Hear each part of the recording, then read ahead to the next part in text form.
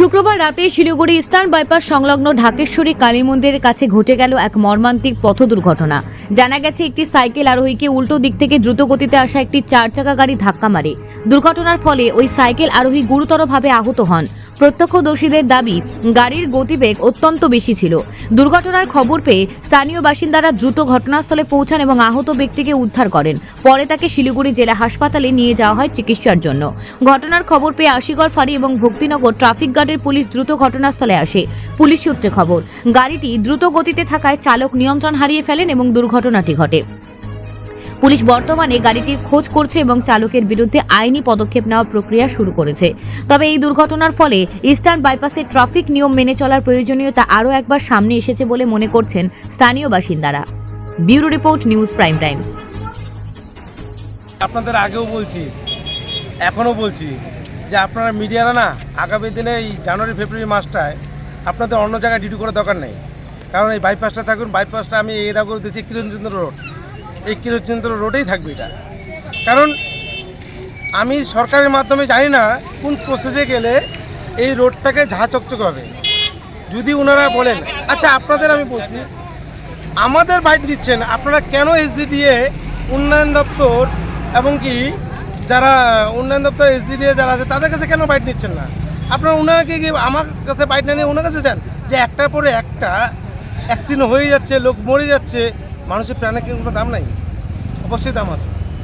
তাহলে ট্রাফিকরা ওনারা তো মানুষ, ওনারা ডিউটি এতটা ডিস্টেন্স দিচ্ছে, ডিউটি ওনারা কী করে ডিউটি করবে? কোন দিকে কোন রং সাইডে আসছে? আমি বারবার বলছি, বাইপাসে সবার আগে একটা স্পিড ক্যামেরা দরকার। প্রত্যেকটা মোড়ে স্পিড, যে হাই স্পিডে কোন যাচ্ছে গাড়ি সেটাকে অলরেডি বাড়িতে যেন কেসটা পৌঁছায়। 2 নম্বর, লাইটটা অবশ্যই দরকার। যদি লাইট না হয়, আগামী জানুয়ারি মাসে এখনও পর্যন্ত মাত্র আজকে 27 তারিখ, 28, 29, 30, 31, 4 দিন আছে December last year. First year আসতেছে 25-এ আপনাদের অন্য জায়গায় খবর করার দরকার নেই, আপনারা এই বাইপাসেই করবেন। একটার পর একটা মৃত্যু ঘটনা ঘটবে এই বাইপাস।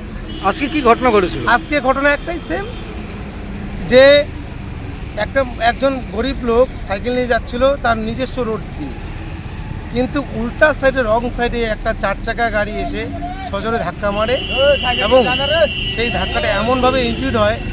আমার মনে হয়, আমি ঠাকুরকে প্রার্থনা করি এবং আশীর্বাদ মানে ভগবানের কাছে প্রার্থনা করি উনি যেন বাঁচে। খুব অবস্থা খুব খারাপ। গাড়িটা এমনভাবে, গাড়ির অবস্থা দেখলে বোঝা যাবে সাইকেলের অবস্থা কী পরিস্থিতি। গাড়ির চালক যে ছিল কি তা পাওয়া উনি গেছে? ভাগছে, উনি গাড়ি থেকে ভাগছে, কিন্তু যাকে ধাক্কা মেরেছে তার অবস্থা খুব খারাপ। তা কি এই এলাকার বাসিন্দা? কি এই এলাকার বাসিন্দা? আপনারা আগেই জানেন, আমার এই বাইপাসেই বাড়ি। আমি এই বাইপাসেই রক্ত দেখতে দেখতে আজকে এত বড় হলো। যেদিন থেকে বাইপাসে সেদিন থেকে আমি রক্ত দেখছি এই বাইপাসে। আগামী দিনের জন্য ভগবান করে আশীর্বাদ আমি সরকারকে প্রার্থনা করি এবং এই বাইপাসে যারা দায়িত্ব আছে, এসডিডি হোক, উন্নয়ন দপ্তর হোক না কেন, আমি গৌতম দাদাকেও বলছি, উনি আগামী দিনে উন্নয়ন দপ্তর ছিল এখানে, কিন্তু আমি চাচ্ছি এই বাইপাসটাকে অবিলম্বে যদি লাইট না করে তাহলে আগামী দিনে আরও মৃত্যু মিছিল হবে এখানে। দাদা আপনার নাম? আমার নাম কালীদেশ্বর। সাইকেল এই পার থেকে পার হবে, সঙ্গে সঙ্গে চেয়েছি ওখান থেকে এখানে নিয়ে এসেছি। একজন লোক ড্রাইভার চালাচ্ছে, ড্রাইভার তো না, তারা ভাগে গেছে।